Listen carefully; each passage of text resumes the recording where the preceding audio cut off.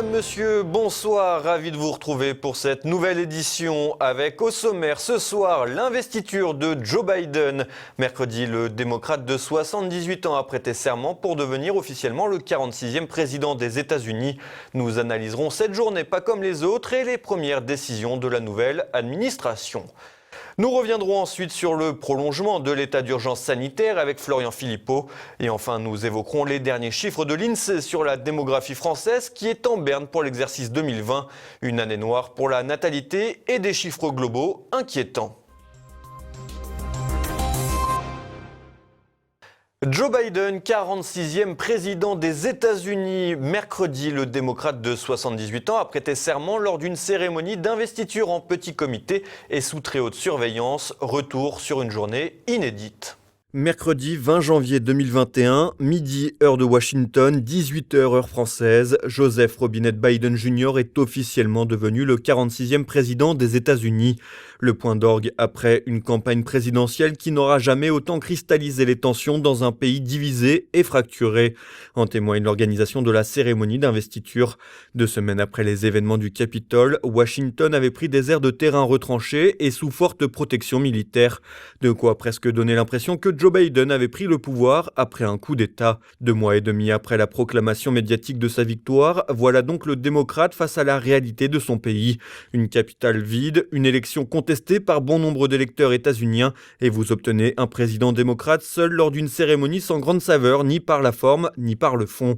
Malgré les prestations des superstars Lady Gaga et Jennifer Lopez et la présence de 3 anciens présidents, Bill Clinton, George W. Bush et Barack Obama, le discours prononcé par Joe Biden à l'issue des diverses étapes obligées de son investiture l'a confirmé. Il n'est pas un grand orateur et manque visiblement de charisme.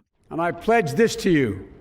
I will be a president for all Americans. All Americans. And I promise you, I will fight as hard for those who did not support me as for those who did. I know speaking of unity can sound to some like a foolish fantasy these days. I know the forces that divide us are deep and they are real. But I also know they are not new. A cry that can't be any more desperate or any more clear. And now, a rise of political extremism, white supremacy, domestic terrorism that we must confront and we will defeat. Sous les yeux d'un tout petit comité et de milliers de petits drapeaux plantés le long du Mall, la grande esplanade du centre de Washington, pour remplacer la foule absente, Joe Biden a donc lancé la grande opération Réunification, une ironie au vu de l'atmosphère ambiante à l'opposé de celle de Donald Trump il y a 4 ans.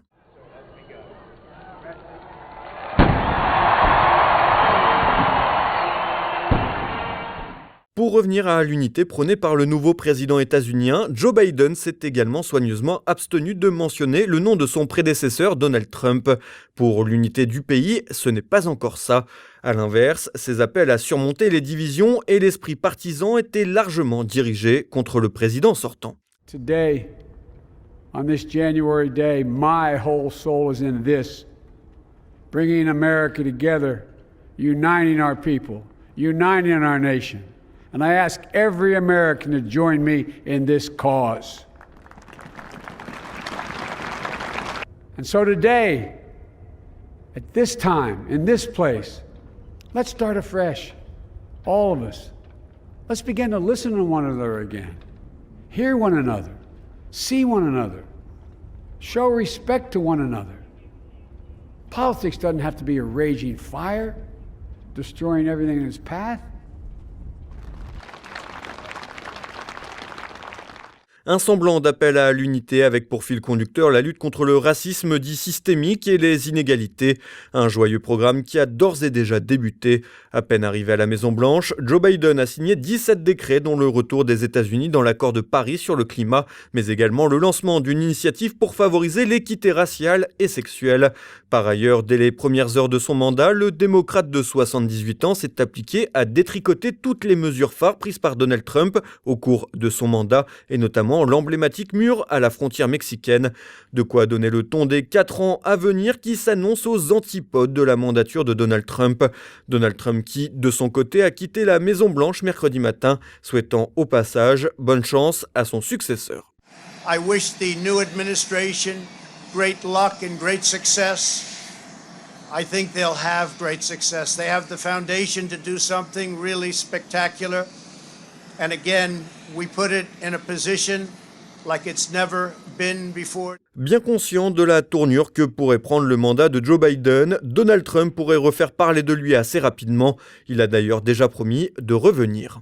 So just a goodbye. We love you. We will be back in some form.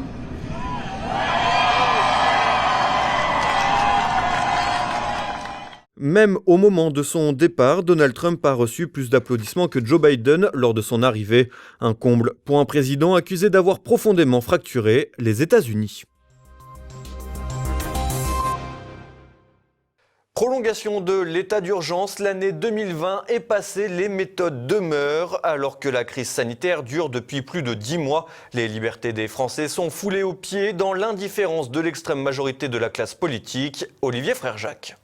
L'état d'urgence permanent, l'Assemblée nationale a voté mercredi pour la prolongation de l'état d'urgence sanitaire jusqu'au 1er juin.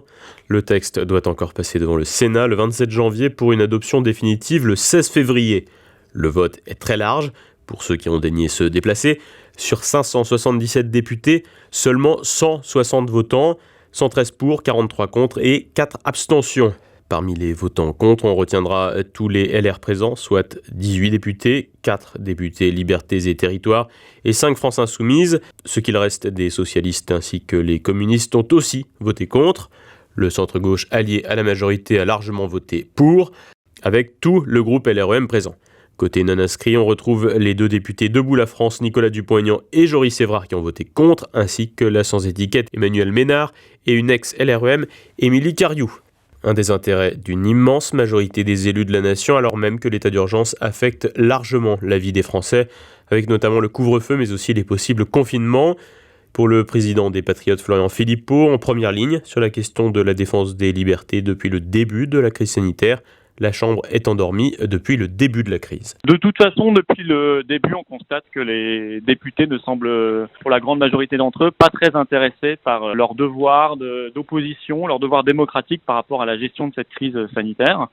Donc ils ont baissé les bras, ils sont d'accord avec Macron, ils s'opposent extrêmement mollement, ils se désintéressent de la liberté des Français, manifestement. Donc ça continue. Ça n'est pas la première fois qu'il manque énormément de députés à l'appel. Et cette fois-ci, pour une décision aussi fondamentale que la prolongation de l'état d'urgence sanitaire, il manquait au moins 2 députés sur 3. 2 députés sur 3 absents et un exécutif qui a les mains libres dans un quinquennat qui aura été fait de répression contre les gilets jaunes, de muselage de la liberté d'expression, notamment sur les réseaux sociaux, mais aussi maintenant plus largement d'atteinte à la liberté de travailler et de circuler. Une sorte d'état d'urgence permanent qui restreint drastiquement les libertés des Français. C'est-à-dire que cet état d'urgence sanitaire, il donne tout pouvoir à Macron et au gouvernement. Ils peuvent, sans aucun contrôle, décider de fermer des établissements, de nous mettre en couvre-feu, de nous reconfiner. D'ailleurs, on voit bien que ça les démange. Ils ont très envie, manifestement, de nous reconfiner, de décider d'interdire les manifestations, etc., etc. Donc, c'est vraiment un mode de fonctionnement pathologique, absolument pathologique de notre pays, qui est inscrit dans le marbre de cet état d'urgence. Et ce qui est encore plus inquiétant, c'est qu'en fait, on est en permanence en état d'urgence. L'état d'urgence sanitaire, l'état d'urgence terroriste, demain il y aura l'état d'urgence climatique. Enfin, on voit bien qu'en fait, le but, c'est que Macron fasse tout son mandat sous état d'urgence, ce qui permet de museler les Français et museler l'opposition. Et puis, ça permet au pouvoir de restreindre de plus en plus nos libertés. Et c'est absolument inadmissible et vraiment très inquiétant, mais l'opposition parlementaire ne joue pas son rôle. Une opposition parlementaire aux abonnés absents et qui se trouve démunie devant le ministre de la Santé, Olivier Véran, qui fait de la suppression des libertés la condition indispensable à la lutte contre le virus. En attendant, si l'hémicycle sonne creux, ceux qui veulent faire entendre leur voix dans la rue peuvent encore le faire. C'est ce que propose le mouvement de Florian Philippot samedi prochain dans 13 villes de France. À Paris, à 15h, place Pierre-Laroque, près du ministère de la Santé. Le président des Patriotes sera même rejoint par Charles Gave de l'Institut des Libertés. 2020, la France en déclin démographique. Crise sanitaire oblige, les voyants sont au rouge et laissent craindre le pire pour les années à venir. Olivier Frère-Jacques. Un niveau de natalité qui n'avait jamais été aussi faible en France depuis 1945. Décidément, l'actualité Covid nous ramène souvent aux années 40, tant avec le couvre-feu qu'avec les limitations de nos libertés et donc aussi maintenant avec la natalité. Les chiffres dévoilés par l'INSEE mardi sont assez nets. En 2020, 740 000 enfants sont nés en France, soit 13 000 de moins qu'en 2019. Et pourtant, à regarder de près, la baisse de naissances en 2020 ne peut pas être expliquée par la crise sanitaire. En effet, celle-ci a débuté en France en mars et n'affecte donc que les naissances de décembre. Les conséquences de la crise sanitaire sur la natalité sont donc à venir et 2021 pourrait donc voir le déficit de naissance s'aggraver considérablement. Par ailleurs, 2020 est la 6e année de suite de baisse des naissances et s'inscrit donc dans un mouvement de fond, un véritable déclin. Et si la tendance idéologique consiste souvent à dire « vivons moins nombreux, vivons plus heureux », les exemples de civilisation pérennes avec une natalité en berne ne sont pas légion. Autre statistique intéressante, la baisse des mariages, moins 34%. Confinement et tracasseries sanitaires obligent, seulement 148 000 mariages ont été signés dans le pays. Plus macabre, l'augmentation du nombre de décès, 667 400 morts, toutes causes confondues, soit une hausse de plus 9 points, ce qui est important, mais qui ne présente qu'une cinquantaine de milliers de morts, qui ne peuvent pas être attribuées qu'au seul Covid. Santé publique France évoque cependant 69 313 morts du Covid. Ce qui revient à dire que la mortalité aurait baissé avec près de 20 000 décès en moins sans le virus. Mais ce serait sans compter les patients morts du virus, mais qui seraient de toute manière morts d'autre chose. Au vu des moyens déployés et du catastrophisme ambiant, ces chiffres sont finalement assez faibles. Il faut néanmoins constater le solde naturel qui se trouve au plus bas, c'est-à-dire le rapport mort-naissance, qui permet de constater une augmentation de 0,3% de la population. Si tirer des conclusions trop hâtives serait bien audacieux, les pistes de travail que vont se donner nos dirigeants dans les années à venir sont toutes trouvées. Pour combler ce déficit de naissance, une solution paraît évidente quand on connaît le logiciel idéologique des politiques au pouvoir, l'immigration. Ainsi, sous couvert d'humanitarisme bon teint, sera vendue une solution économique miracle apportant son lot de nouveaux travailleurs consommateurs et ce qui va avec. Pas de quoi pavoiser donc, et cette solution par l'immigration devrait d'ailleurs intensifier un autre déclin, celui de l'espérance de vie. Alors que celle-ci augmentait encore légèrement en 2019, elle a baissé en 2020 de 0,4 ans pour les femmes, la ramenant à 85,2 ans, et de 0,5 pour les hommes, la ramenant à 79,2 ans. Des chiffres toujours très élevés, mais une baisse qui semble indiquer une vraie tendance, celle du déclin. Et on retrouve une nouvelle fois Olivier Frère-Jacques pour l'actualité en bref. Le Sénat rejette la proposition de loi visant à étendre encore plus la durée légale de recours à l'avortement, la portant à 14 semaines contre 12 aujourd'hui. C'est le groupe Les Républicains qui s'est, une fois n'est pas coutume, rangé du côté des pro-vie contre cette proposition du député non inscrit Alban Caillot. Ce vote n'empêchera pas la poursuite de la navette parlementaire et le texte touche d'autres domaines sensibles en proposant notamment la suppression de la clause de conscience. Le sénateur PS Laurence Rossignol s'est insurgé contre la position de la droite évoquant une famille politique qui, je cite, se rallie postérieurement à l'état du droit mais oppose toujours le droit existant aux avancées proposées. Une droite qui a toujours un métro de retard selon elle. Un constat sévère mais juste car si la droite vote contre l'allongement, elle ne remet jamais en cause ce contre quoi elle a lutté, refusant toute forme de position forte et déterminée sur les questions éthiques, se condamnant à être un éternel supplétif sociétal de la gauche. La mairie d'Étampes rend hommage à des délinquants. En fin de semaine dernière, une marche dite blanche a été organisée à Étampes dans l'Essonne pour rendre hommage à 2 individus qui se sont tués en voiture en tentant de fuir un contrôle de gendarmerie. Le tout avec la généreuse participation de la mairie qui a prêté du matériel et mobilisé du personnel municipal pour l'occasion. Un soutien et un financement de la part de la mairie dirigée par un LR, Franck Marlin, 56 ans, ancien député de 1995 à 2000, qui a de quoi étonner. En effet, les 2 frères, Nordine et Samir, avaient un sacré palmarès judiciaire. Le premier avait fait plus de 10 ans de prison pour trafic de stupéfiants, tandis que son frère Samir était connu pour une trentaine d'antécédents judiciaires. Il devait d'ailleurs comparaître libre mercredi pour détention non autorisée de stupéfiants. Alexandre Langlois remporte un combat. Ce lanceur d'alerte, ancien flic, avait jeté un pavé dans la mare en quittant l'institution, arguant le basculement des missions de police vers un contrôle social au détriment du respect du code pénal. Convoqué devant le conseil disciplinaire à la préfecture de police de Paris qui a refusé de le sanctionner, ce secrétaire général du syndicat Vigie du ministère de l'Intérieur devrait voir son cas traité par le ministre Darmanin. À sa sortie du conseil, il s'est exprimé expliquant l'importance de son combat pour la liberté d'expression. Le combat va continuer, c'est ce que j'avais expliqué, je quitte la police, c'est juste, à un moment ils m'ont posé la question, si vous quittez la police c'est pour retrouver votre liberté d'expression, donc vous reconnaissez que vous avez manqué à votre devoir de réserve. Alors j'ai expliqué à l'administration que c'était pas ça, c'était je quittais la police parce que j'en avais marre que l'administration utilise à des fins arbitraires et complètement illégales le pouvoir disciplinaire dont elle a à ses dispositions. Et donc j'ai dit voilà, aujourd'hui c'est ce qu'on vit, c'est exactement la confirmation. Donc le combat va continuer, je ne sais pas sous quelle forme. Dans tous les cas, on ne va pas laisser la police dans cet état parce que ça permet le débat public, la garantie des libertés fondamentales et pas du tout à quoi elle est utilisée aujourd'hui, c'est-à-dire l'oppression des gens et avec ce qui sont en train de passer encore au dernier moment, le fichage des opinions politiques, syndicales, personnelles, etc. Donc voilà, donc ça c'est une catastrophe. La politique sanitaire achève la montagne, les stations de ski ne rouvriront pas le 1er février et la perspective de repousser leur ouverture à mi-février voire début mars a été écartée mercredi par le secrétaire d'État chargé du tourisme Jean-Baptiste Lemoyne qui évoque même une saison blanche.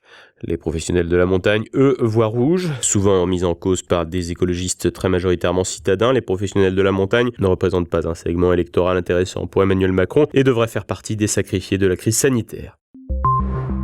Piraterie à Angers. Samedi, la ville d'Angers, dans le Maine-et-Loire, a été victime d'une cyberattaque bloquant l'ensemble des ordinateurs des services municipaux et de la métropole. Selon la municipalité, il s'agirait d'une attaque de type rançongiciel qui a frappé La Rochelle, Aix, Marseille ou encore Vincennes par le passé. Les cyberattaques sont en recrudescence depuis le début de la crise sanitaire. En septembre dernier, l'Autorité nationale de sécurité des systèmes d'information avait répertorié 2 fois plus d'attaques qu'au cours de l'année 2019. Violente explosion en plein centre de Madrid. Mercredi, 4 personnes ont trouvé la mort dans ce qui semble s'apparenter à une fuite de gaz. Un immeuble appartenant à une paroisse a été entièrement ravagé et le bilan était encore de 3 morts mercredi soir avant qu'un prêtre de 36 ans ne succombe à ses blessures dans la nuit. On approche de la fin de cette édition. Dans un instant, retrouvez un nouveau numéro d'Immédiat. Jean-Yves Le Gallou et Nicolas Faure évoquent le débat impossible autour du Covid-19 et l'investiture de Joe Biden. Et tout de suite, mes libertés politiques avec François Billot de Lochner. C'est maintenant la fin de cette édition. Merci à tous pour votre fidélité. Demain, vous retrouverez Olivier Frère-Jacques. Bonsoir.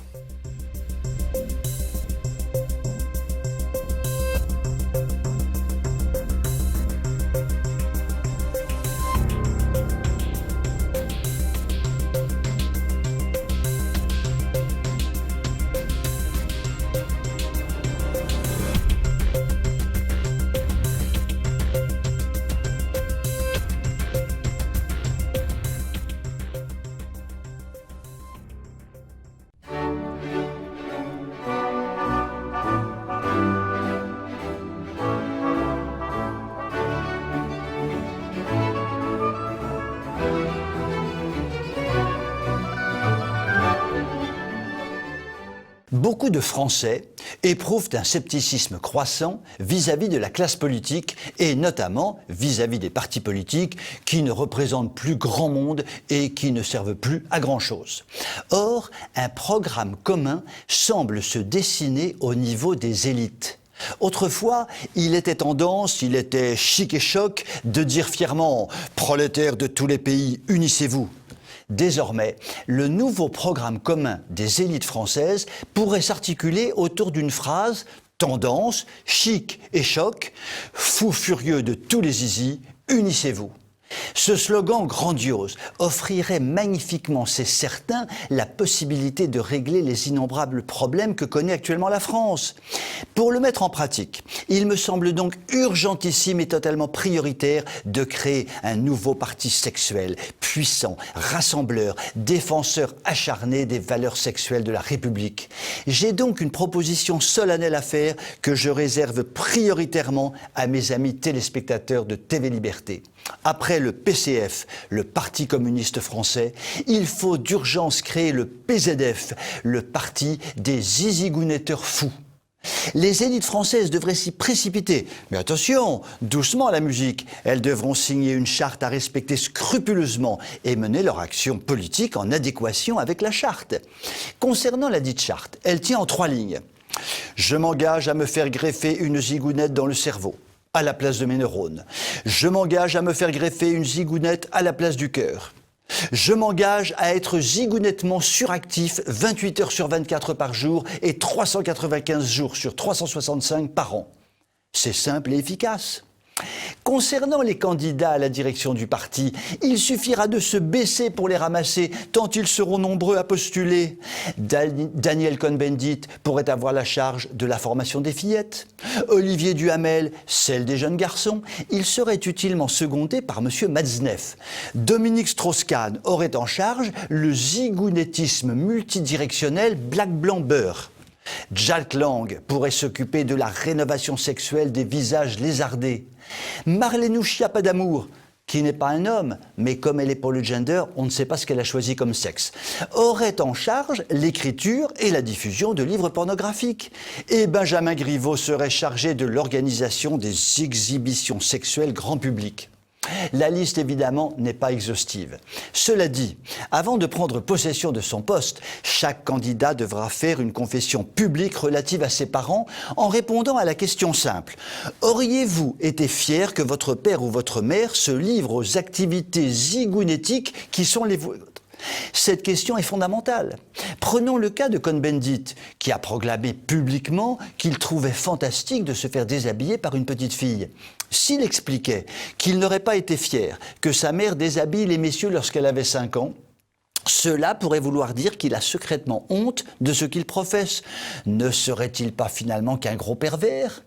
Si Benjamin Griveaux, dont la zigounette en folie a été montrée à la terre entière, expliquait qu'il n'aurait pas été fier que son père fasse la même chose, cela pourrait vouloir dire qu'il a secrètement honte de ce qu'il a fait. Ne serait-il pas finalement qu'un gros pervers ? Ainsi donc, et pour conclure, la création du PZF pourra clarifier les choses en ce qui concerne la société sexuelle, pédophile, pornographique, qui semble être l'alpha et l'oméga de la vie d'un grand nombre de personnes censées faire partie des zizilites. Incidemment, cela permettra d'obtenir la liste de toutes ces personnalités insupportables dont beaucoup d'entre nous auront envie de couper... Oui, en fait, nous pensons la même chose, à condition que ce soit coupé au sécateur, sans anesthésie et que ça saigne fort, fort, fort. Sur cette conclusion aussi réjouissante que sanguinolente, je vous souhaite une très belle soirée et je vous dis à demain.